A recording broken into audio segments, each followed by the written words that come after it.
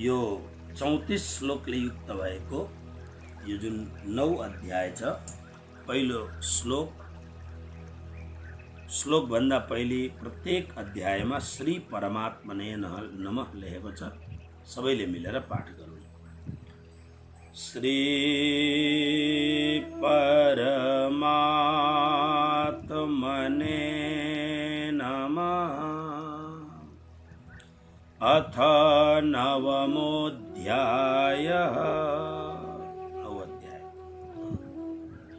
श्रीभगवानुवाच इदं तु ते गुह्यतमं प्रवक्ष्याम्यनसूयवे ज्ञानं विज्ञानसहितं यज्ज्ञात्वा मोक्ष्यसे शुभात्। पदच्छेद। इदं तु ते गुह्यतमम् प्रवक्ष्यामि अनसूयवे ज्ञानं विज्ञानसहितं यज्ज्ञात्वा यसलाई यसरी भन्नुपर्छ अर्थ लगाउँदा, यत् ज्ञात्वा मोक्षसे अशुभात्। तपाईहरुले अलिकति ध्यान दिएर गीता पढ्नुभयो भने संस्कृतको पनि थुप्रो ज्ञान हुन्छ। जस्तो यज ज्ञात्वा भन्दा यज ज छ, सन्धिले गर्दा ज भयो त्यो, तर मूल त्यसको रूप हो यत्।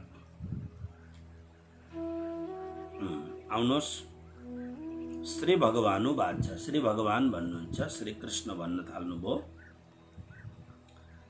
इदम तु ते गुह्यतम। इदम भनेको यो नपुंसक लिङ्गी भएको हुनाले इदम शब्द आयो। इदम यो गुह्यतमम अतिशय गोपनीय, अत्यंत गोपनीय मतलब एकदम छुपेको, विज्ञान सहितम विज्ञानले सहित भएको ज्ञानम ज्ञानलाई प्रवक्ष्यामि म भन्ने छु। कसलाई भन्ने छु? यसका लागि शब्द छ प्रवक्ष्यामि अनसूयवे। अर्जुन तिमीलाई म भन्ने छु, तर तिमी कस्तो छौ? तिमीलाई मैले किन चुने भन्नका लागि भन्दा अनसूयवे भनेको दोष दृष्टिले रहित भएको, असूया नभएको तिमीलाई तिम्रो लागि यो कुरो म भन्ने छु। यो भन्ने छु र तिमीले राम्ररी सुन्यौ भने तिमीलाई फाइदा के हुनेछ भन्दा यत् विज्ञान सहितको ज्ञानलाई ज्ञात्वा जानेर, भली भाँति रूपले जानेर, अशुभात सम्पूर्ण अशुभबाट मोक्ष से तिम्रो मुक्ति हुनेछ। यानी जीवनका सम्पूर्ण अशुभहरू तिम्रा समाप्त हुनेछ। यो यसको सामान्य अर्थ हो। आउनुहोस्, यसको विशेष अर्थमा हामी जो यो अध्याय निकै अनुभव गर्ने योग्य अध्याय हो। भगवानको एउटा अत्यन्त प्रिय अध्याय हो। विज्ञान सहित ज्ञानको भगवत गीतामा धेरै ठाउँ विज्ञान शब्द आउँछ, धेरै ठाउँ। त विज्ञान सहित ज्ञान भन्नुको अर्थ के हो? यसका लागि पहिले पनि हामीले कुरो गरिसकेका छौँ। तसर्थ यहाँ फेरि अर्कोपल्ट हामी कुरो गर्दैछौँ। विज्ञान सहित ज्ञानको अर्थ यो हो ज्ञान। राम्ररी ध्यान दिएर बुझौँ। ज्ञान के हो भन्दा जति पनि शास्त्रमा बताइएका कुरा अथवा लोकमा प्रचलित कुराहरूलाई अथवा वेदवाणीमा बताइएका दिव्य जुन कुराहरूलाई जान्नु, त्यसको नाम हो ज्ञान। यहाँ जुन विज्ञान शब्दको अर्थ अलिकति अलगै छ, जुन हामी सधैँ सुनिरहन्छौँ विज्ञान विज्ञान विज्ञान भनेर, तर भगवत गीतामा विज्ञान शब्दको अर्थ अलिकति अलग छ। पहिले ज्ञानलाई बुझौँ। ज्ञान के हो भन्दाखेरि शास्त्रमा, वेदमा, उपनिषदहरूमा अथवा लोकमा प्रचलित सन्त बाणीहरूमा अथवा हामीलाई त्यसै पनि जुन कुरो याद छ, जुन कुरोलाई हामी जान्दछौँ त्यसको नाम हो ज्ञान। ज्ञान माने अवबोध गर्नु, त्यसको नाम हो ज्ञान। अब विज्ञान केलाई भनिन्छ भन्दा विज्ञान शब्दलाई अलिकति एनालाइसिस गर्ने हो भने ज्ञानमा वि जुन शब्द लागेको छ यो वि उपसर्ग हो। उपसर्गलाई सायद इङ्ग्लिसमा डिग्री भन्छन् होला। उपसर्ग संस्कृतमा उपसर्गहरू प्राय यति उपसर्ग हुन्छन्: प्र, परा, प्रपरा, अप, सम, अनु, अब, निस, निर, दुस, दुर, बि, आङ, नि, अधि, अपि, अति, सु। मैले कहीँ बिर्सिन भने सायद यति व्याकरणमा हामीले पढ्नुपर्छ, संस्कृत व्याकरण लघु कौमुदीमा, र यो कण्ठस्थ गरेको हुन्छ। प्रपरा, अपसम, अनुअप, निष्ठिर, दुस्दुर, बि, आङ्नि, अधि, अपि, अति, सु। अब यसको मतलब के हो भन्दाखेरि यी कुनै पनि शब्दमा, धातुमा यी शब्दहरू लागेपछि त्यसको अर्थ या त अलगै लाग्छ या त अर्थ प्रभावित बनाइदिन्छ अर्थलाई।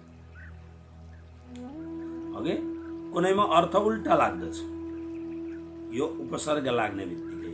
त्यसकारणले भन्छन् उपसर्गेण धात्वार्थो बलादन्यत्र नियते प्रहार, हार, संहार, विहार, परिहारवत्। उपसर्गेण, उपसर्गद्वारा, धात्वर्थ माने शब्दको अथवा धातुको अर्थ बलात् अन्यत्र नियते अर्कैतिर लैजाइन्छ। अघि र अब यहाँ शब्द के छ भने ज्ञानको अगाडि वि उपसर्ग लाग्यो। वि शब्दको अर्थ हुन्छ विशिष्ट। वि शब्दको कहीँ कहीँ अर्थ विगत पनि हुन्छ, जानु पनि हुन्छ, तर यहाँ वि शब्दको अर्थ हो विशिष्ट। यसको अर्थ भयो विशेष ज्ञान। अब विशेष ज्ञानको अर्थ के हो त भन्दा जानेका कुराहरूलाई प्रत्यक्ष गर्नु, अनुभव गर्नु, त्यसको नाम हो विज्ञान। जस्तो उदाहरणको लागि हामी एउटा उदाहरण यसलाई यसरी सम्झौँ। हामी श्रीकृष्ण भन्छौँ। श्रीकृष्ण भन्ने बित्तिकै हाम्रो अगाडि एउटा छवि उपस्थित हुन्छ जसका हातमा बंशी छ, अधर ओष्ठ छन् उहाँका, अधरामृत, अनि उहाँका घुङ्गराइलो भएको केश पंक्ति छ, विशाल उहाँको मस्तिष्क छ, शङ्ख जस्तो घाँटी उहाँको छ, कण्ठ प्रदेश शङ्ख जस्तो छ, छाती अत्यन्त बलवान पुष्ट छाती छ, श्री चरण ब्रह्मा आदि देवताहरूले पनि सधैँ शिर झुकाउने उहाँको अत्यन्त पवित्र श्री चरणका पछाडिपट्टि वज्र आदि अनेक प्रकारका चिन्हहरूले चिन्हित भएको परमात्माको श्री चरणको पछाडिपट्टिको भाग छ। धेरै धेरै दिव्य चिन्हहरू सुशोभित छन्। तसर्थ अब यो रूपले हामीले श्रीकृष्णलाई जान्दछौँ। हामीले जान्यौँ, हामीलाई श्रीकृष्णको विषयमा थाहा भयो। तर थाहा हुनुको नाम ज्ञान हो, अनुभव हुनुको नाम चाहिँ विज्ञान हो। अब अनुभव भनेको के हो त भन्दाखेरि तपाईहरु जान्नुहुन्छ, मैले पहिले पनि यो उदाहरण दिएको छु। जस्तो कुनै पनि राम्रो भन्दा राम्रो दोकानमा, मिठाईको दोकान छ काठमाडौँमा, कमल पोखरीमा मिठाईका दोकान, मारवाडीहरूका मिठाईका दोकानहरू छ र त्यहाँका मिठाई एकदम राम्रो भनेर प्राय किनेर खाने चलन छ मान्छे। अब कहीँ पनि आजकल युट्युबमा हेर्नुहोस् अथवा त कहीँ पनि शोध गर्नुहोस्, गुगलमा गएर सर्च गर्नुहोस् कि फलाना दोकानको मिठाई कस्तो छ भन्दाखेरि प्राय सबैले आफ्नो प्रशंसा राखेको हुन्छ, यस्तो यस्तो छ भनेर राखेको हुन्छ। तर अब हामीले सबै कुरा जान्यौँ र मिठाईको पनि विगत जान्यौँ कि मानिलिनुहोस् कि एउटा मिठाई, कुनै पनि मिठाई हातमा लिएर हेर्नुहोस्, रसदाना होस्, गुलाब जामुन होस्, चमचम होस्, काजु कतली होस्, लड्डु होस्, गुँदको लड्डु होस्, आटाको लड्डु होस्, बुन्दीको लड्डु होस्, कुनै पनि एउटा मिठाई हातमा लिएर हिँड्दा, जस्तो बुनियाको लड्डु छ, बुन्दीको लड्डु छ भने अब लड्डु हातमा आयो, यो लड्डु केले बनाएको छ भन्दाखेरि अब यसमा अलि बेसन छ, चास्नी छ, बेसनलाई बनाएर त्यसलाई तेलमा अथवा घिउमा तलेपछि दाना दाना भएर तलेपछि अनि त्यसलाई चास्नीमा हालेर त्यहाँबाट निकालेर फेरि त्यसलाई गोलो बनाएर त्यसमा अलिकति बदाम, अलिकति काजु, अलिकति किसमिस, अलिकति त्यसमा अरू चिजहरू राखेर जब लड्डु बनाइन्छ लड्डु। अब हामीले मेथड पढ्यौँ, हिजो आज युट्युबमा सबै कुरो पढ्न पाइन्छ। यो मिठाई, यो सब्जी अथवा यो आइटम कसरी बनाउने भनेर तपाईँ सर्च गर्नुहोस्, युट्युबमा पाइन्छ। तर अब त्यसले स्वादको अनुभूति त हुँदैन, इन्फर्मेसन प्राप्त भयो, स्वादानुभूति हुँदैन। अनि स्वादको अनुभूति नभएसम्म पढेर मात्रै के थाहा हुन्छ कि यो यसको मिठास कस्तो छ अथवा मिठास छैन भन्ने कुरा। त्यसकारणले मिठाईको मेथड जुन जान्नु छ, मिठाईको प्रकार जुन जान्नु छ, त्यसलाई ज्ञान भनियो। र त्यही मिठाई परमात्मालाई समर्पण गरेर प्रसाद बनाएर जब हामी आहार गर्दछौँ, त्यसलाई खान्छौँ, खाएपछि थाहा हुन्छ यसमा चिनी कस्तो रहेछ, यसको मिठास कस्तो रहेछ। जस्तो कुनै पनि प्राय तीर्थमा तपाईँ जानुहोस्, तीर्थका अगाडिपट्टि धेरै दोकानहरू हुन्छन्, त्यसमा परमात्मालाई भोग लगाउने भनेर मिठाईका दोकानहरू पनि हुन्छन्।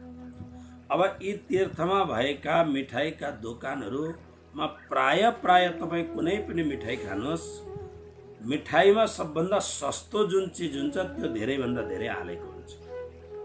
सस्तो चिजहरू, यो मान्छेहरूको मस्तिष्क यस्तो विकृत भएको छ, भगवानलाई भोग लगाउने तर बहुत सस्तो ढङ्गले बनाउँछ। ब्राह्मणलाई दान दिने, तपाईँ बजारमा गएर कुनै पनि लुगा दोकानमा गएर ब्राह्मणलाई दान दिनुपर्ने छ, सामान दिनुहोस् भनेपछि उसले पुरा सेट निकालेर दिन्छ। धोती यसो लगाएर हेर्नुभयो भने दूरबीनको काम गर्छ धोतीले। त्यसरी नै सबै कुरो त्यसरी नै हुन्छ, किनभने सबै दुनियाँ चलाक भइसक्यो। दाता पनि ल्याएर दिन्छ, जसले लियो त्यसले प्याक नखोलिकन फेरि दोकानमा लगेर दिन्छ र उसले अलिकति पैसा दिन्छ, सबको काम चलिरहेको छ। तर जसरी दान दिनका लागि साधारण चिज दान दिनु हुँदैन, थोरै दिनु तर अत्यन्त राम्ररी प्रियतासँग दिने, ताकि तपाईले दिएको दान काम लागोस्। अलबत्त दान दिनुभन्दा अगाडि अब शास्त्रको परिभाषा बदलिनुहोस्। शास्त्रको परिभाषामा छ टोपी दिनु, धोती दिनु, कुर्ता दिनु, जुत्ता दिनु, छाता दिनु, गाई दिनु एउटा इत्यादि कुराहरू छन्। तर अब परिभाषा बदल्यो। अब काठमाडौँ जस्तो सहरमा गाई दियो भने ब्राह्मणले गाई लगेर कहाँ पाल्ने? ऊ एउटा दुईटा रुममा बसेको होला, एउटा सानो घरमा बसेको होला, गाई कहाँ लाने उसले? त्यसकारणले गाईको नामको प्रायश्चित गरेर अनि त्यो पैसा ब्राह्मणलाई दिइन्छ। त्यसरी नै पहिले सोध्ने कि ब्राह्मणदेव तपाईँलाई जरुरत के छ? मेरो बजेट 5000 रुपियाँको छ, 2000 रुपियाँको मेरो बजेट छ तपाईँको दानको लागि, तपाईँलाई के चाहिन्छ त्यो भन्नुहोस्, म सामान ल्याएर दिन्छु। परिभाषा बदल्यो, परिभाषा बदल्नुपर्छ, त्यसो गर्दा राम्रो हुन्छ। तसर्थ विज्ञान शब्दको अर्थ हो विशिष्ट ज्ञान, अर्थात् अनुभवात्मक ज्ञान। जस्तो भगवान बुद्ध 21 वर्षको उमेरमा भगवान बुद्धले 3वटा दृश्य देख्नुभयो। पूज्य पिताजीले जुन कुराहरूलाई नदेखाइकन भगवान बुद्धको सिद्धार्थको लगभग 21 वर्षको उमेरसम्म उनी संसारका परम सत्यबाट उनलाई अलग गएको थियो। उनले देखे एक दिन, उनले के देख्छन्? एउटा अत्यन्त रोगी मान्छे देखे, जसका अगाडि झिङ्गा भनभन गरिरहेका छन्, साह्रै रोगी। शरीर कुहिरहेको छ, शरीर सडिरहेको छ, कोही पनि छेउमा आउन चाहँदैनन् सर्छ भनेर। यस्तो विचित्र अवस्था देख्दा पहिले बुद्धले भने यो के हो यो? सारथीले भने महाराज यो त रोगी भयो। क्या हो यो रोग भनेको भनेपछि अनि सारथी ज्ञानी थियो। उसले भने महाराज यो शरीर हो, शरीरमा धेरैवटा कुरा हुन्छन्, जन्म मृत्यु जरा व्याधि दुःख दोषानुदर्शन। जन्म हुन्छ, जन्मपछि एक दिन मृत्यु हुन्छ, मृत्यु हुनुभन्दा पहिले जरा बुढापा पनि आउँछ, व्याधि भनेको रोगहरू पनि लाग्छ यो शरीरमा। मतलब यी सबै शरीरका प्रक्रियाहरू हुन्, परिवर्तनहरू हुन् शरीरका। र यो मान्छे रोगी भयो। बहुत कम मान्छे यस्ता हुन्छन् जसको शरीरमा रोग लाग्दैन र त्यतिकै स्वाट्टै मर्दछ। त्यसकारणले यो रोगी भयो। भन्दा रोगी कोही कोही हुन्छन् कि सबै हुन्छन्, लगभग सबैले नै कहीँ न कहीँ रोग त लाग्छै लाग्छ। किनभने यो शरीर अस्थिर शरीर छ, जडात्मक शरीर छ। यस्तो विचित्र ढङ्गले बनाएको छ यो शरीरलाई। यसको मेटाबलिजमहरू कुराहरू जति छन्, वात पित्त कफ, यसमध्ये एउटा कुरो कम भयो, एउटा कुरो धेर भयो भने बस परेशानी सुरु भइहाल्छ। अब हेर्नुहोस् न, हिजो अस्ति भर्खर लगभग 7-8 दिन 10 दिन कति भयो होला, एउटा हाम्रो यहाँ भद्रावती पुरीधामको सेवक, वणकर जातिको सेवक, राम्रो सेवा गर्ने, लगभग 75-80 वर्षको मान्छे, स्वस्थ। गाउँको मान्छेहरू आज पनि यहाँ गुजरातमा गाउँको मान्छेहरू स्वस्थ हुन्छन्। कारण आज पनि गुजरातका गाउँहरू नेचुरल छन्, त्यति आधुनिक भएका छैनन्। अनि बुढाहरू त त्यसै पनि नेचुरल हुन्छन् उनीहरू। र उनलाई अलिक वर्षदेखि रोग लागेको थियो, डायबिटिजहरू के रोग लागेको थियो, मल्टी रोगहरू पनि थिए। मलाई कसैले भन्यो कि गुरुजी फलानु मान्छे जो हजुरको शिष्य हुनुहुन्छ बहुत बिमार हुनुहुन्छ, फोन गर्दा कोमामा गइसकेको छ। अनि मैले उसको छोरासँग सोधेँ के भयो, कहिलेदेखि भयो? मलाई त अहिले मात्र थाहा भयो भने चाहिँ नि उसले मलाई भन्यो 4 दिन अघि मात्र डायबिटिज 600 पुगेछ, स्वाट्टै बढेछ। अनि किन बढ्यो भनेर भन्दा के गडबड भयो, गडबड हुँदाखेरि त्यो ग्लुकोज पानीहरू के चढाउनु पर्यो, त्यसले गर्दा वात्तै बढ्यो। फेरि हस्पिटलमा लगेर इन्जेक्सनहरू के दिएर अनेक गरेर सुगर सर्ट, भोलिपल्टको दिन सुगर 35 मात्रै भएछ। अनि सुगर 35 मात्रै भएछ, गाउँ थियो। अब जाने बेला पनि भएको होला, अनकन्सियस भयो, यानि बेहोस भयो। बेहोस हुँदा हुँदै ब्रेन हेमरेज भयो। अब हेर्नुहोस्, कोमामा गएपछि 4 दिनका दिन मैले चाल पाएपछि अनि परमात्मा प्रार्थना गरेँ। 5मा मैले सुनेको 5मा दिनको बिहान 5:30 बजी त्यो मान्छेले देह त्याग गर्यो। शरीर हो, शरीरमा त केही पनि हुन सक्छ, कतिखेर पनि हुन सक्छ। अब एक दिन डायबिटिज बढेर 600 पुग्नु, अर्को दिन डायबिटिज घटेर मात्र 35 मात्र हुनु, अनि कोमामा जानु, त्यसको पछि देह विसर्जन। र बुद्धलाई यो कुरो भने कोही पनि कसैलाई पनि रोग लाग्न सक्छ। फर्केर आए, रातभरि चिन्तन भयो, हृदय व्यथित भयो। यो पहिलो खेप देखेको यस्तो विचित्र दृश्य। भोलिपल्ट जाँदा एउटा अत्यन्त वृद्ध व्यक्ति लाठी टेकेर कुप्रो भएको मान्छे जाँदैछ। बुद्ध उभिएपछि यो मान्छेलाई के भयो, किन यसरी हिँड्दैछ भन्दा महाराज यो त बुढो भयो। क्या हो बुढो भएको भन्दा यो त जीवन हो, जीवनको यति वर्षपछि मान्छेको बुढापा लाग्दछ र सम्भव छ यस्तो। अनि म पनि हुन सक्छु, तर सबैले हुनुपर्छ यस्तो त। यदि लामो बाँच्यो भने यस्तो हुनै पर्छ। फेरि फर्केर आए बुद्ध। फेरि बुद्धलाई रातभरि निन्द्रा लागेन यसले। तेस्रो दिन फेरि घुम्न जाँदाखेरि धेरै मान्छेहरू हिँडिरहेका छन्। 4 जना मान्छेले एउटा मान्छे उठाएको छ, बाँधेर लगेको छ, जङ्गलतिर लाँदैछन्। बुद्धले भने यो कसलाई कसरी किन लगेको भन्दा महाराज मान्छे मर्यो, मरेपछि अब यसलाई चितामा जलाउनका लागि लाँदैछन्। यसलाई यसरी बेरेर यसरी गरेर बाँधेर लिएर जान्छ।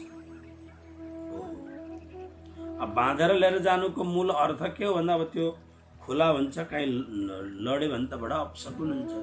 त्यसले गर्दा बाँधेको सम्भव यो पनि छ, फेरि नउठोस् भनेर पनि बाँधेको होला। क्या हो, गयो त गयो, जान देऊ। कति यस्ता खालका प्रसङ्गहरू आउँछन् कि चितामा सुताएर आगो लगाउनुभन्दा पहिले मान्छे उठ्दछ जुरुक्कै, अनि शमशानका मान्छे सबै भाग्छन् भूत आयो भनेर। त्यस्ता प्रक्रियाहरू भएका छन् इतिहासमा। त्यसले गर्दाखेरि यो अब मान्छे मर्यो मतलब कि हाम्रो भित्र जुन आत्मा छ त्यो निस्केर गयो। आत्मा निस्केर जाने बित्तिकै पाँच तत्वमा विलिन हुन्छ। मन, बुद्धि, अहंकार जीवको साथमा जान्छ। बुद्धले भने मैले पनि मर्नुपर्छ, अफकोर्स सबले मर्नुपर्छ, जानुपर्छ सबले। बुद्ध आएपछि अनि बुद्धलाई अब निन्द्रा लागेन, डराएर होइन, जीवनमा, किनभने कैयौं पूर्व जन्मको पुण्य उदय भयो र उदय भएपछि उनलाई यस्तो लाग्यो यो तिनैवटा कुराबाट मुक्त कसरी हुन सकिन्छ। जीवनमा रोग नलागोस्, जीवनमा बुढापा नआओस्, जीवनमा मृत्यु नहोस्, यो कसरी हुन सकिन्छ। अनि यो कुरो जान्नका लागि उनले कोसिस गरे। कोसिस गर्दा उनले एउटै कुरो विचार गरे, तपस्या गर्नुपर्दछ। तपस्याबाट ज्ञान उपलब्ध गरेपछि मान्छे बुढो पनि हुँदैन, मान्छे रोगी पनि हुँदैन र मान्छेले मर्नु पनि पर्दैन। बुद्धले तपस्या गरे, अगाडिका कुरा तपाईहरुलाई थाहा छ। तपस्या गरेपछि, तपस्या गर्न गएपछि, किनभने बुद्ध जान्न चाहन्थे कि जीवन के हो, जगत के हो र जगदीश्वर के हो।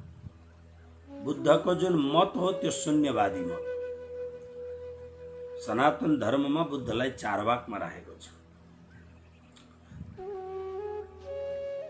ईश्वरलाई शून्यवादी उनीहरू भएको हुनाले पछि गएर बुद्धलाई जब बुद्धत्व प्राप्त भयो, सिद्धार्थलाई अर्हत्व प्राप्त भयो, बुद्धत्व प्राप्त भएपछि अनि त्यहाँबाट उनको नाम भयो भगवान बुद्ध।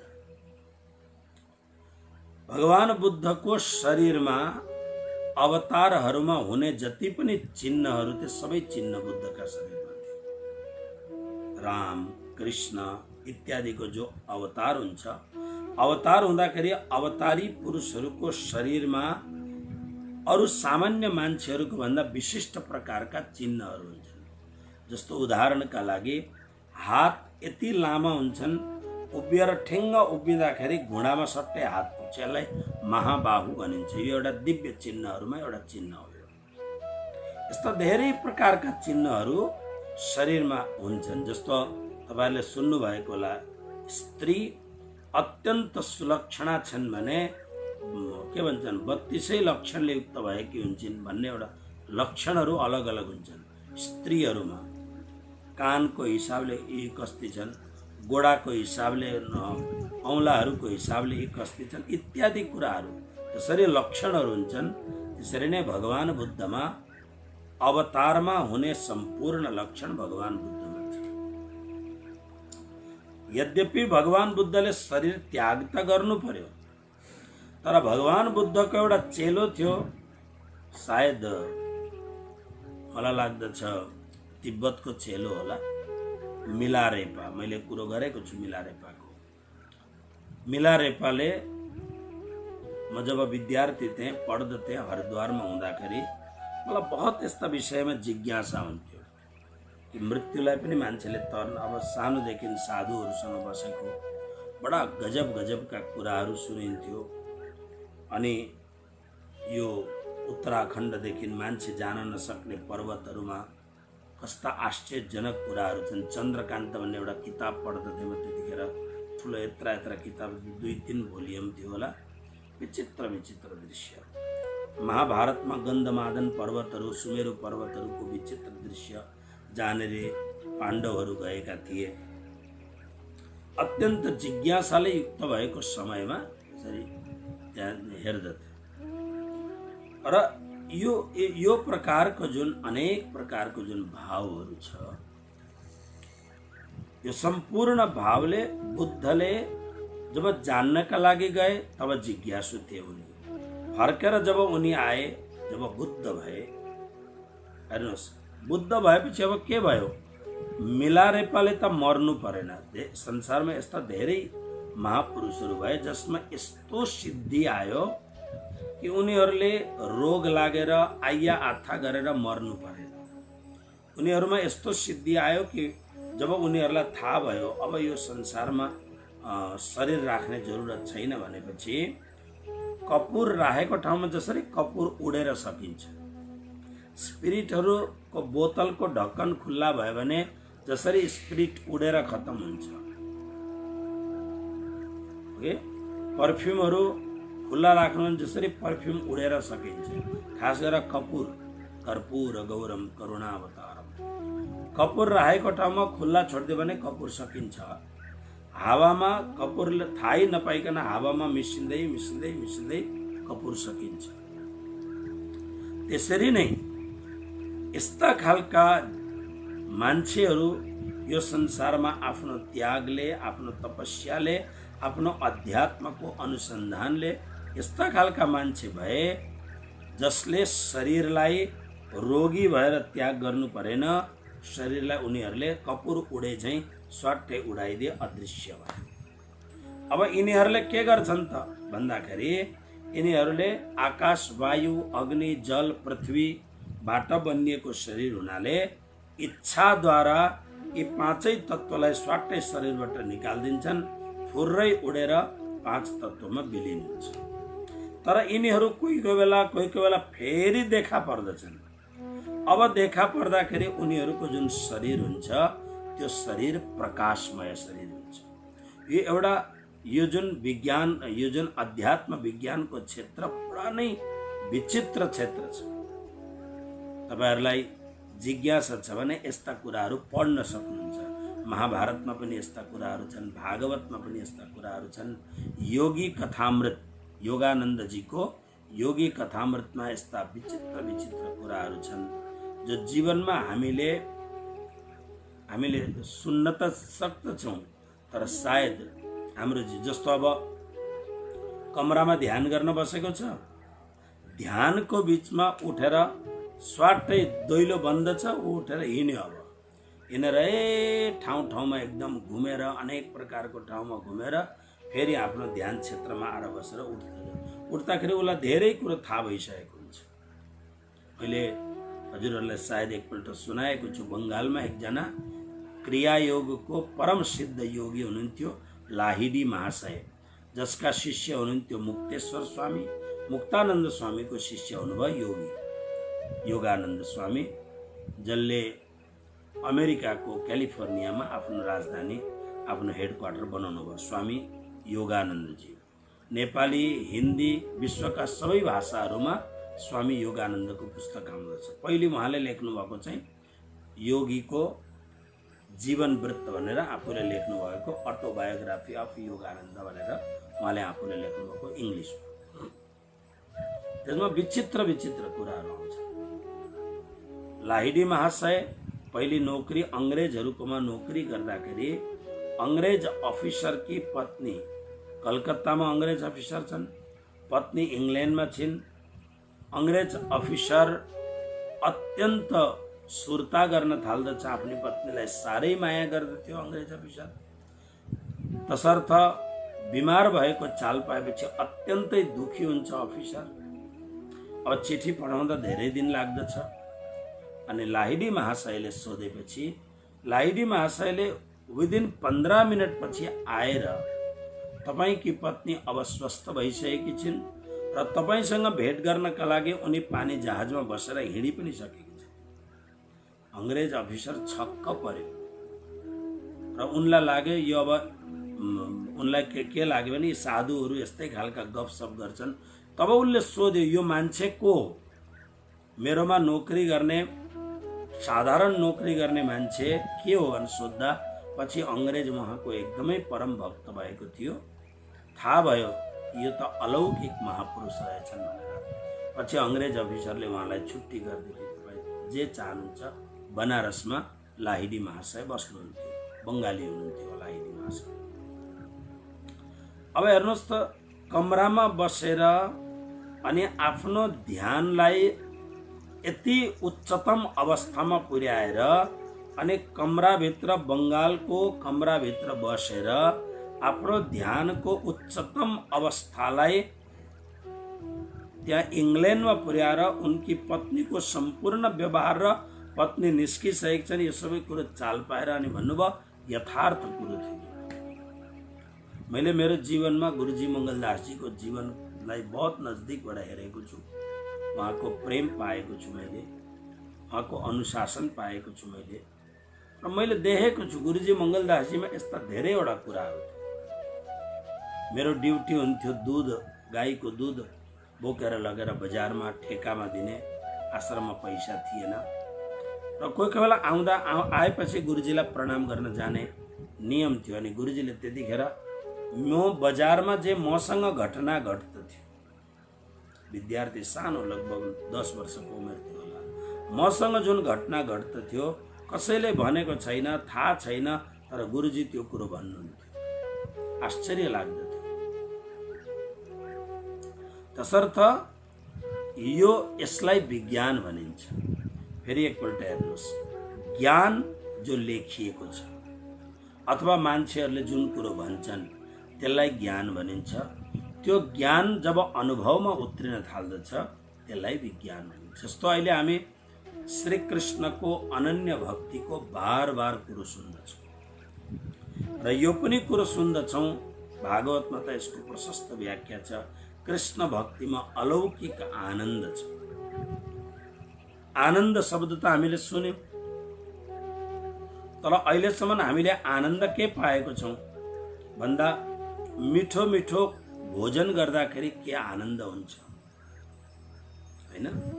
जसरी दसैँमा केला सहित दही चिउरा खाँदाखेरि कस्तो आनन्द हुन्छ, दीपावलीमा यानि तिहारमा सेलरोटी खाँदाखेरि, आलुको अचार खाँदाखेरि कस्तो आनन्द हुन्छ।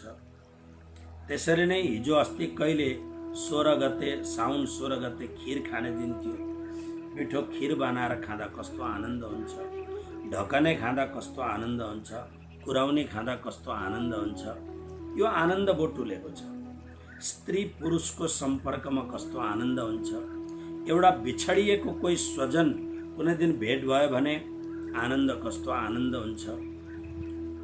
एउटा आमा काखमा आफ्नो सानो शिशुलाई राख्दाखेरि जति दुःख भए तापनि त्यो आमाको चेहरामा दुःखका कुनै पनि रेखाहरू हुँदैनन्, कष्टका कुनै पनि रेखाहरू हुँदैनन्। त्यो नानीले जे गरे तापनि आमाको हृदयमा उत्साह हुन्छ, प्रेम हुन्छ, श्रद्धा हुन्छ। कारण त्यो नानी काखमा हुनाले यो मेरो नानी हो भन्ने भावनाले काखमा हुनाले त्यो आमाको हृदयमा जुन काखमा नानी भएको जुन परम आनन्द छ, आफ्नो आनन्द छ। तर अहिलेसम्म हामीले कृष्णको प्राप्तिद्वारा अथवा कृष्णको भक्तिद्वारा जुन आनन्दका कुरा हामीले सुनेका छौँ, त्यो आनन्दको अनुभूति त हामीले आजसम्म गरेको छैन। बस यो जुन हामी सुन्छौँ गीता आदि गुरुहरूबाट कृष्णको आनन्द भन्ने जुन सुन्छौँ यो ज्ञान हो। तर हामी जुन दिन अलिकति गहिरिएर सिरियस भएर आफ्नो व्यस्ततम समयबाट अलिकति समय निकालेर र त्यो समयमा अरू केही पनि काम नगरेर पुरै प्रामाणिक रूपमा अत्यन्त अनेस्ट भएर त्यो सानो समयलाई सदुपयोग गरेर साँच्चै नै कृष्णसँग हामीले हार्दिक प्रेम गर्यौँ भने बनत बनत बनि जाए। प्राणजी भन्नुहुन्छ एक न एक दिन तिमीले त्यो रहस्यलाई चाल पाउनेछ। धेरै समय, दिनभरिको समय दिनु पर्दैन, थोरै समय, तर प्रामाणिक रूपले अनेस्ट भएर त्यो समयको सदुपयोग गर्नुपर्दछ।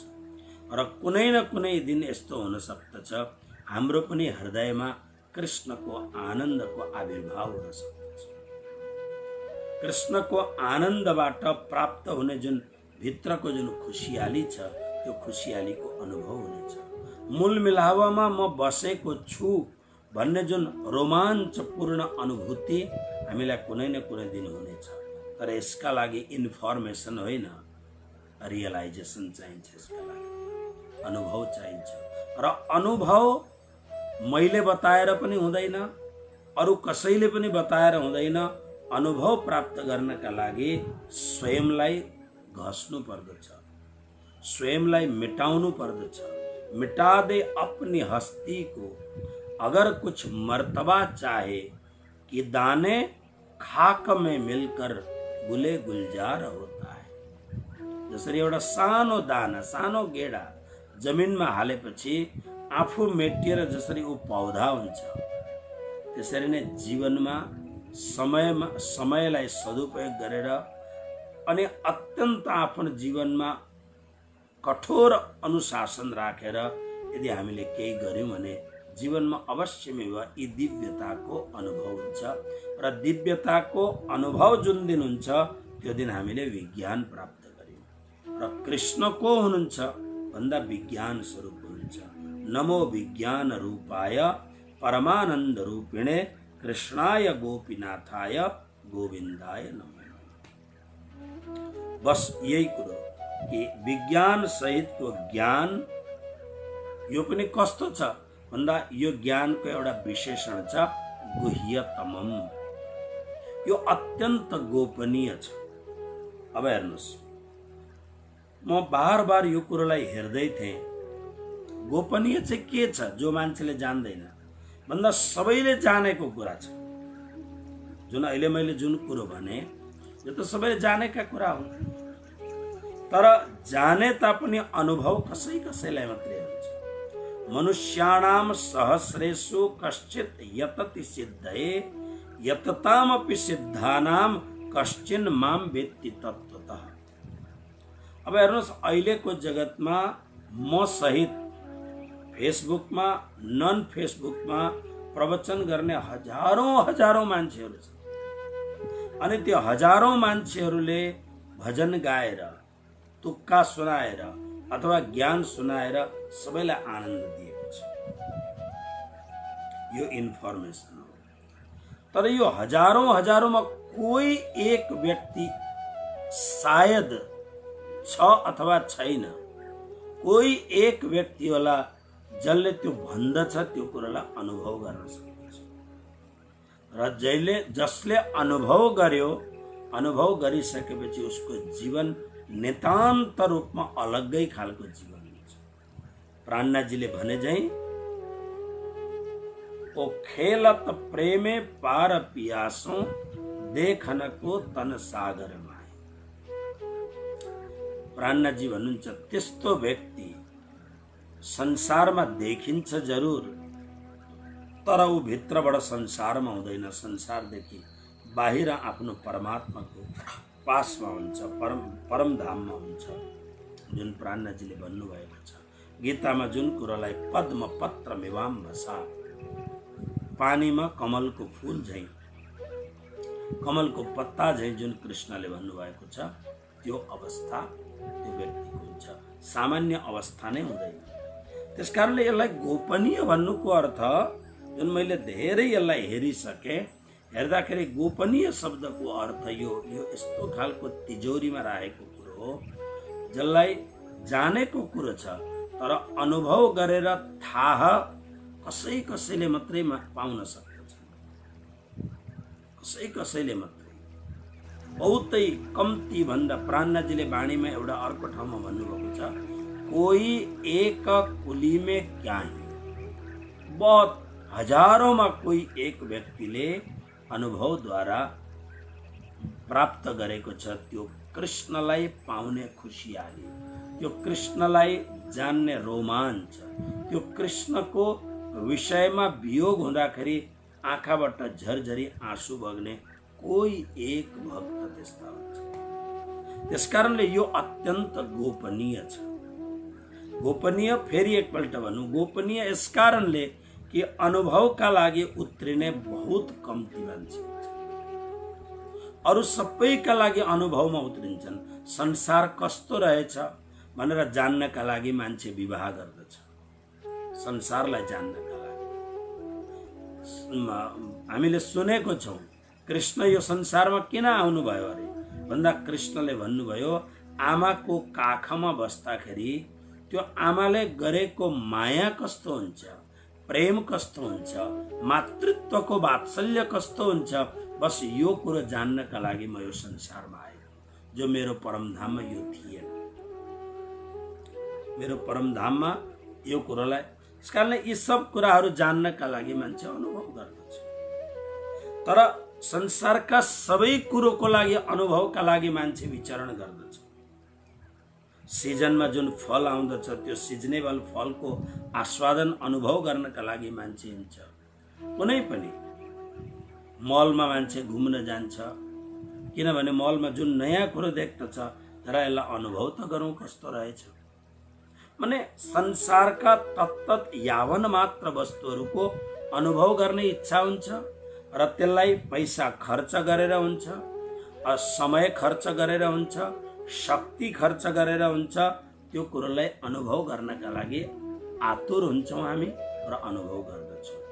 तर यो संसारमा हजारौं लाखौंमा कोही मात्रै व्यक्ति यस्तो हुन्छ। हेर्नुहोस्, कृष्णलाई जान्नका लागि त लाखौं मान्छे तयार छ। प्रत्येक कथाहरूमा हेर्नुहोस् हजारौं लाखौं मान्छेहरू सुनिरहेका हुन्छ। तर यो लाखौं मान्छेमा कोही एउटा व्यक्ति यस्तो हुन्छ जसका भित्र त्यो भावना उम्रिन्छ। बुद्धको भित्र बुद्ध हुने भावना उम्रे झैं कोही व्यक्तिलाई यस्तो इच्छा हुन्छ कृष्णको आनन्द के हो त यो आनन्द, यो आनन्दलाई अनुभव गर्नका लागि कोही एक कुली में काय मनुष्याणाम सहस्रेषु कश्चित यतति सिद्धये यततामपि सिद्धानाम कश्चिन माम वेत्ति तत्त्वतः। 7औं अध्याय। त्यस कारणले यो अत्यन्त गोपनीय छ र गोपनीय, फेरि एकपल्ट भने गोपनीय भनेको बिल्कुल नजान्नु होइन, जान्नु तर अनुभव गर्न बडा गाह्रो छ। गाह्रो किन छ भन्दा यतापट्टि हामी जान चाहँदैनौँ।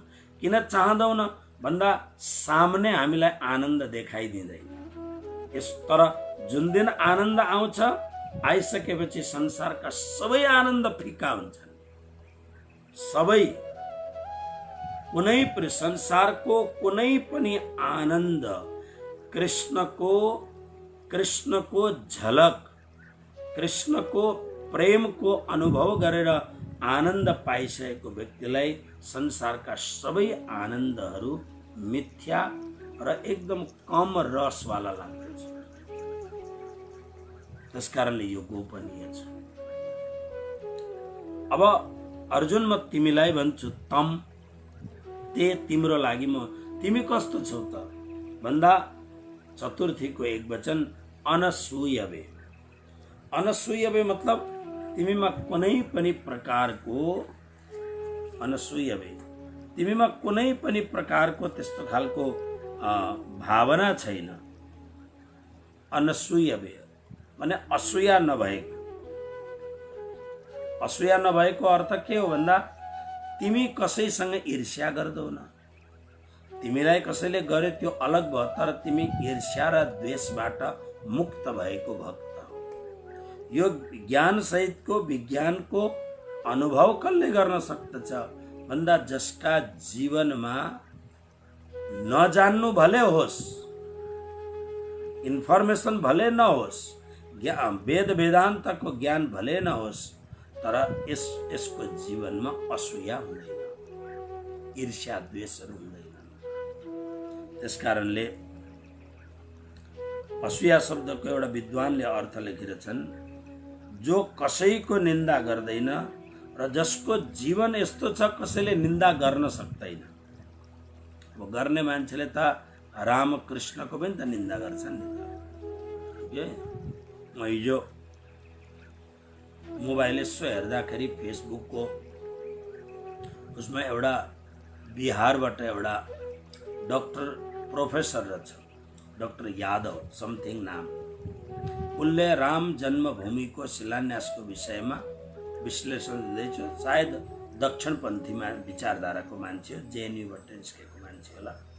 उनले के भन्दै थियो, भन्दा उसले सरकारले यो गर्नु एकदम गलत हो। सरकारको काम, भारतको सरकारको काम मन्दिर बनाउने होइन। भारतको सरकार भनेको सेकुलर सरकार हो। सेकुलर सरकारले मन्दिर बनाउन हुँदैन। सेकुलर सरकारले त खाली हस्पिटल बनाए हुन्छ, विद्यालय बनाए हुन्छ, युनिभर्सिटी बनाए हुन्छ, यी काम गर्नुपर्छ, तर मन्दिर बनाउन हुँदैन। हेर्नुहोस्, अब उसले त्यसमा रामको, कृष्णको धेरै कुरा गरेको छ।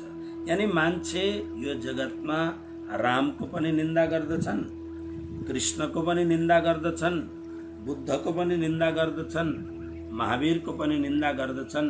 निन्दाका लागि कुनै पनि कुरो निन्दा हुन्छ। तसर्थ तर अर्जुन, तिमी अनसूय, तिमी कसैलाई पनि मनबाट ईर्ष्या द्वेष गर्दैनौ। तसर्थ तिम्रो जुन क्वालिटी छ जीवनको, त्यो अनसूय क्वालिटी हो। त्यसकारणले तिमीलाई म यो परम ज्ञान भन्ने छु। फेरि अर्को कुरो, यो सुन्नाले फाइदा के हुन्छ त भन्दा, यत ज्ञात्वा, जुन विज्ञान सहितको ज्ञानलाई जानेर अनुभव गरेर, अशुभात मोक्षस्य, अशुभबाट मुक्ति हुन्छ। अब अशुभ भन्नाले भगवद गीताका विद्वानहरूले अशुभ शब्दको अर्थ लगाउँदछन्, जन्म मरणको चक्रबाट मुक्त हुन्छ। तर अशुभ शब्दको यति सानो किन लेख्नका लागि तब सीमित शब्द चाहिन्छन्। तर यसलाई फराक रूपले विचार गर्दाखेरि के छ अशुभ भन्दा, जीवनका पाइला पाइलामा अशुभहरू आउँछन् हाम्रो जीवनमा। पाइला पाइलामा मानिलिनुहोस्, तपाईको इच्छा भयो भोलि बिहानदेखि म भक्ति गर्छु। के गर्छु त म भन्दा, 1 घण्टा बसेर म माला जाप गर्छु। हेर्नुहोस्, प्रारम्भमा आँखा चिम्लेर ध्यान गर्न नखोज्नुहोस्। हाम्रो भूमिका अहिले त्यो छैन। किनभने आँखा चिम्लेर ध्यान गर्दाखेरि ध्यानमा मन लाग्दैन, चित्तवृत्ति एकाग्र हुँदैन। ध्यान गर्नका लागि आँखा चिम्लेर बस्दाखेरि अत्यन्त प्रपञ्चहरू दिमागमा आउन थाल्दछन्।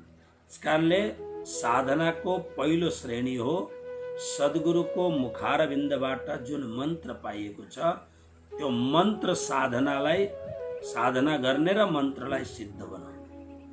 निष्काम भावले कुनै पनि कामना नराखिकन मन्त्रको सद्गुरुलाई साक्षी राखेर मन्त्रको निरन्तर जाप गर्यो भने एक न एक दिन त्यो मन्त्र सिद्ध हुन्छ। ओके, तर अब हामीले निश्चय गरौँ, म 1 घण्टा चाहिँ बसेर 60 मिनट म माला जाप गर्छु। किनभने अलिकति गहिरो गरी नगरिकन दिव्यताको अनुभव हुँदैन। जुन हामी जस्तो प्रणामी परम्परामा बिहान सेवा पूजा गरेपछि 5 पल्ट मन्त्र जाप गर्ने, बेलुका सेवा पूजा गरेपछि 5 पल्ट मन्त्र जाप गर्ने भनेर हामी जुन भन्छौँ नि, यो जुन 5 पल्ट, 10 पल्ट, 15 पल्ट, 108 गर्ने जुन यो नियम हो, यो एउटा रेगुलर नियम हो। यसबाट कुनै पनि जीवनमा अनुभव हुँदैन। अनुभव कब हुन्छ भन्दा, जब त्यो विषयमा बाहिरको संज्ञानलाई भुलेर त्यो विषयमा डुब्न खोजेपछि अनि मात्रै अनुभव हुन्छ। अब हामी त सेवा पूजा सकिएर 5 पल्ट निजनाम जप्दाखेरि 10 पल्ट हाम्रो शरीर चिलाइसकेको हुन्छ, 5 पल्ट खोकी लागिसकेको हुन्छ, 15 पल्ट आँखा 3 मिनटभित्र 15 पल्ट आँखा खोलेर हेरिसकेको हुन्छ, उसले सक्यो कि सकेन, उसले सक्यो कि सकेन भनेर। यस्तो खालको बाँदरे चालले त्यो परमको अनुभव कसरी हुन सक्छ? नै हुन सक्दैन। म यति अब यो अवस्थामा आउँदा मैले केही अनुभव गर्न सकेको छु, किनभने त्यही बाँदरे चाल, त्यही सिक्यौँ हामीले, त्यही गर्दछौँ हामी। त्यसले गर्दा अनुभव हुँदैन। अनुभवको लागि एउटा विषयलाई हातमा लिएर केही समयसम्म, समयावधिसम्म चुर्लुम्म त्यसमा डुब्नु पर्दछ। चुर्लुम्म डुब्नु पर्दछ र मात्रै त्यो चिजलाई अनुभव गर्न सकिन्छ। मैले आमाहरूलाई देखिरहेको छु, बेलुका अब 7, 8, 9 बजेपछि सानो शिशुलाई निन्द्रा लाग्न थाल्छ। भल्ट्याङ भुल्टुङ त्यसै सुत्दैन। त्यो आमाहरूले त्यो नानीलाई सुताउनका लागि काखमा नानीलाई राखेर यसो अलिअलि हल्लाएर अनि उसको मुखमा निप्पल हालिदिएर अनि त्यो निप्पलमा भएको मह अथवा त दुध जब जान्छ उसमा अनि त्यो नानीलाई लोरी सुनाएर अथवा केही सुनाएर अथवा त्यो तरिकाले अनि मात्रै नानी पनि मस्त भएर सुत्दछ। एउटा सामान्य प्रक्रियामा सामान्य काममा पनि एउटा प्रक्रिया चाहिन्छ। घिउ बनाउनका लागि तुरन्त घिउ हुँदैन, त्यसका लागि पनि एक रात पर्खिनु पर्दछ। र यो जीवनमा कृष्ण भक्तिको कृष्ण प्राप्ति गर्ने छोडिदिनुहोस् कुरो, यो हाम्रो बसको कुरो छैन, यो त महापुरुषहरूको कुरो। हामी संसारका साधारण जो मान्छेहरू छौँ, हामीले कृष्ण प्राप्ति गर्ने भन्दा पनि कृष्णको भक्तिमा जुन आनन्द प्राप्ति हुन्छ त्यो हामीले प्राप्त गर्न सक्दछौँ।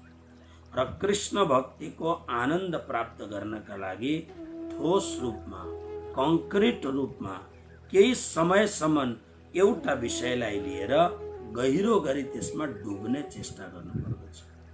अनि त्यो गहिरो तरिकाले डुबेपछि अनि मात्र विज्ञान यानी अनुभव हुन्छ। अनि त्यो अनुभव भएपछि के हुन्छ भन्दा अशुभात जीवनमा आउने कुनै पनि अशुभ अशान्ति असन्तोष यसबाट व्यक्ति सम्पूर्ण रूपले मुक्त हुन्छ। यो संसार भयो, अन्तिममा के हुन्छ भन्दाखेरि अशुभ भनेको मर्दाखेरि भयङ्कर अप्ठ्यारो हुनु र त्यो अप्ठ्यारो पछि फेरि बार बार जन्मिनु र मर्नु, यो जुन आवागमनको चक्र छ यो सम्पूर्ण चक्रबाट मुक्त हुन्छ। मृत्यु हुने बेलामा अनन्त अनन्त कठिनाई भइरहेको हुन्छ। शरीर त्याग्नका लागि आत्मालाई बडा गाह्रो भइरहेको हुन्छ। तर यदि त्यो कृष्ण आनन्द प्राप्त भएको छ भने शरीरमा शरीरको अट्याचमेन्टबाट शरीरका सम्बन्धी पत्नी पुत्र परिवार भाइ बन्धु इष्ट मित्र कुल कुटुम्बको जुन अट्याचमेन्ट छ आसक्ति छ त्यसको जुन आनन्द छ कृष्णानन्दले त्यो आनन्दलाई मेटाइदिसकेको हुन्छ। यसैलाई वैराग्य भनेको। बाहिरबाट हेर्दा सबैलाई प्यारो गरे जस्तो देखिन्छ तर भित्रबाट ऊ कसैलाई पनि प्यारो गर्दैन, भित्रबाट त केवल कृष्णलाई मात्रै प्यारो गर्दै हुन्छ। अनि जति मृत्यु निकटमा आयो त्यति कृष्णभित्र तयार हुँदै जान्छन्, त्यति कृष्ण तयार हुँदै, जति गहिरो मृत्यु गहिराइदै जान्छ त्यति भित्र कृष्ण प्रगट हुँदै जान्छन्। कृष्णको त्यो आनन्दले भित्र आनन्दित हुँदै जान्छ, मुकुलित हुँदै जान्छ। त्यसकारणले मृत्यु उसका लागि उत्सव हुन्छ भनेर जुन विद्वानहरूले भनेका छन् कारण त्यही हो। मृत्यु आउँदै जान्छ, कृष्ण नजदिक आउँदै जान्छन्। मृत्यु जति निकटमा आयो कृष्णको त्यो आनन्द त्यति नै मुखरित हुँदै जान्छ। अनुहार मृत्यु आउन आँट्यो, अनुहारमा एउटा उज्यालोपना आउँदै, किनभने ऊ भित्रबाट परम सन्तुष्ट छ कि अत्यन्त दुःखले भरिएको गहिरो यो कुवालाई छोडेर अब कृष्णै कृष्णमा समाहित हुँदैछ। त्यसले गर्दाखेरि अशुभात यो भयङ्कर अशुभबाट मोक्ष से अर्जुन तिमी मुक्त हुन्छौ। अनि धेरैवटा कुराहरू छन्। यो 9 अध्यायको विश्लेषण बडा गजबको विश्लेषण छ। अब यसको पछि भगवानले दोस्रो श्लोकमा जुन भन्नुभएको खाली श्लोक सुन्नुहोस्। राजविद्या राजगुह्यं पवित्रमिदमुत्तमं प्रत्यक्षावगमं धर्म्यं सुसुखम कर्तुमव्ययम्। अब यो श्लोकमा राजविद्याको कुरो गर्नुहुन्छ। राजविद्या के हो, कसरी हो, कसरी गोपनीय छ, यो कुरालाई राम्ररी हामी भोलि सुन्ने चेष्टा गरौँ।